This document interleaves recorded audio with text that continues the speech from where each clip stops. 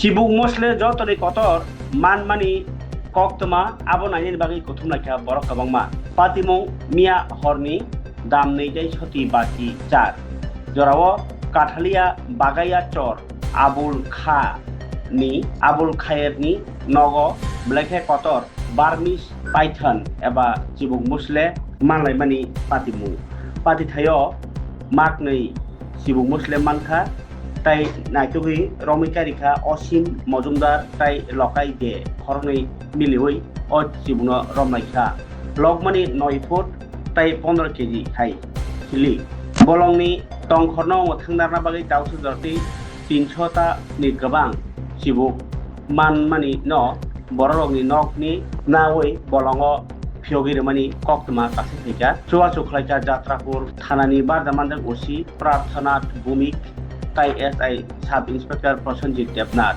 ও চিবুক মানলাই মানে কিতিঙি আমচাইও কিরিকর অংজাক লাইখা তাই নাইজেনি বাগি বড়রক চাইগে চাইগে খাফাইমানি কক্তমা কাছাই ফেকা অ্যানিমেল এইড অ্যালায়েন্স থেকে কথা বলছি। অ্যানিমেল এইড অ্যালায়েন্সের যে অ্যানিমেল এইড অ্যালায়েন্স ওয়েলফেয়ার সোসাইটির এই এনজিওর লকাই এবং আমি যে সাপ রেস্কিউ করি আপনারা জানেন। তো সবাইকে আজকের যে উদ্ধার কার্য এই উদ্ধার কার্যটা প্রসঙ্গে বলছি। আমরা গতকাল রাত ঠিক 2:30 বাজে তখন আমাদের কাছে কল এসেছিল বাগাচর আবুল খায়ের বাড়ির একেবারে সামনেই ওনারা হয়তো রাতে প্রাকৃতিক কাজ সারতে বেরিয়েছিলেন।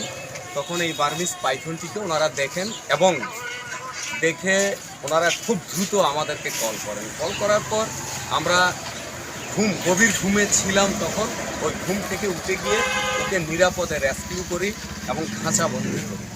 আর এভাবে ইতিমধ্যে প্রায় 300-এর উপর সাপ উদ্ধার কার্য করে নিয়েছি আমরা। সেগুলিকে নিরাপদে মুক্ত বনাঞ্চল যে জায়গাতে ওরা ভালো থাকে সেখানে রিলিজ করে দিই। আজও আমরা কিছুক্ষণের মধ্যে ফরেস্টারকে খোঁজ দিয়েছি, যেহেতু বার্মিজ পাইথন সে অনেকটা লুপ্ত প্রায়, তাই এদেরকে উদ্ধার করার পর আমরা ফরেস্টকে ইনফর্ম করি। ওনারাও আসেন, সহযোগিতা করার ইচ্ছে থাকলে অবশ্য করেন। তখন ওনাদেরকে সঙ্গে নিয়ে পূর্ববর্তী যে একটি উদ্ধার কার্য ছিল বার্মিজ পাইথন, সেটা ছিল প্রায় 20 থেকে 25 কেজি, তাকে তৃষ্ণা অভয়ারণ্যে নিয়ে আমরা অবমুক্ত করি। আজও কিছুক্ষণ পূর্বে ফরেস্টারকে আমরা খোঁজ দিয়েছি, ওনারা কথা বলেছেন, ওনারাও হয়তো আসবেন। আসলে পরে যথারীতি তৃষ্ণা মুক্ত বনাঞ্চলে সেখানে যেখানে ভালো থাকবে আমরা অবমুক্ত করে দেব।